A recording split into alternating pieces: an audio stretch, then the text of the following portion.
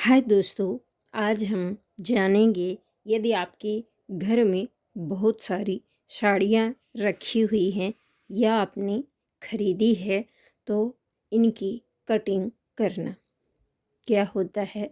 कई बार हमें पता नहीं होता और हम साड़ी को बिना नाप किए हुए कटिंग कर देते हैं और फिर साड़ियाँ हमारी छोटी हो जाती हैं जिससे पहनने में तकलीफ़ होती है और कटिंग करने के बाद उसे सही करना नहीं बन पाता। यदि आप उसमें फिर जॉइंट करते हैं तो देखने में अच्छा नहीं दिखता।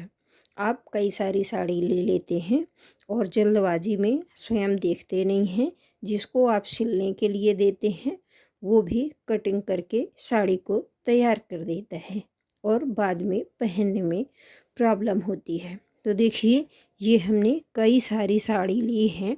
इनमें अब देखिए, जब भी कोई भी साड़ी छोटी हो सस्ती हो, वो सस्ती हो महंगी हो या कैसे भी हो, सूती हो टेरी काट हो शिफॉन हो, कोई भी साड़ी आप लें, जब भी लें कहीं भी आप खुद बनाएं या किसी और से बनवाएं, तैयार करवाएं तो उसे पहले नाप लें कि आपकी साड़ी कितनी बड़ी है, उसके बाद ही उसे कटिंग करें। तो देखिए, ये इतनी सारी साड़ियाँ हैं। अब हमने एक साड़ी ली है।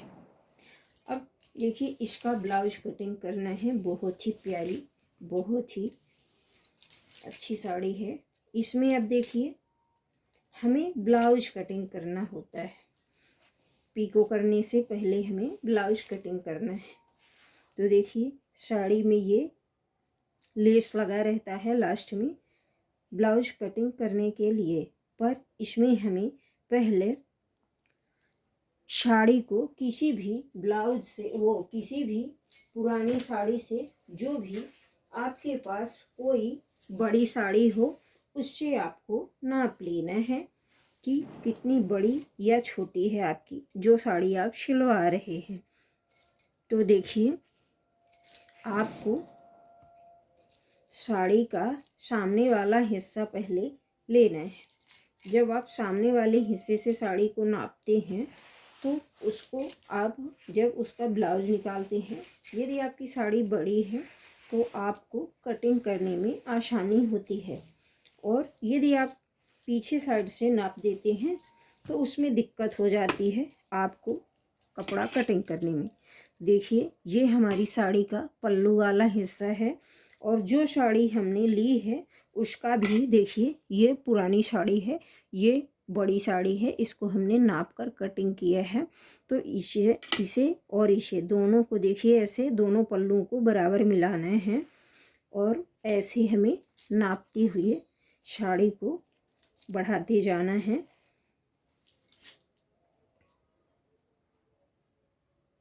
ये देखिए, कोई भी साड़ी कहीं भी यदि आप खरीदते हैं, मिलती है, चाहे सस्ती हो या महंगी हो, उसको आपको सबसे प्रथम नंबर ध्यान देना है कि आप कटिंग करने से पहले उसे नाप जरूर लें, अन्यथा आपको बाद में साड़ी छोटी होने पर दिक्कत हो जाती है। तो देखिए, ऐसे ही आपको अपनी साड़ी को नापते जाना है।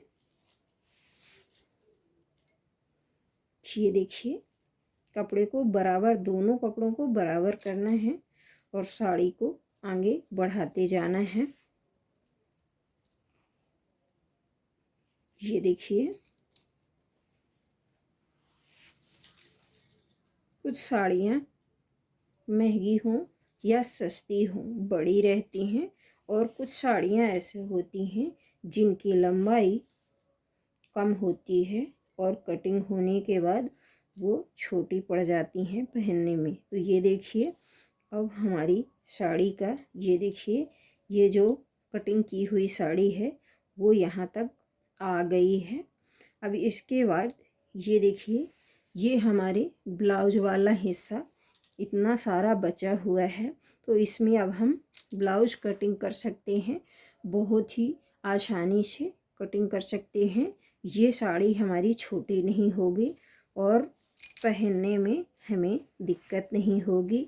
तो यदि आप भी सिलाई करते हैं या किसी से करवाते हैं, यदि आप साड़ी पहनते हैं तो उसे कटिंग करने से पहले चाहे आप खुद सिलें या किसी और से सिलवाएं, पर उसे आपको नाप कर ही कटिंग करवाना है और नापने के बाद ही उसमें पीको फॉल करवाना है, जिससे कि जब भी आप कोई भी साड़ी पहने या लें तो आपको कोई प्रॉब्लम ना हो।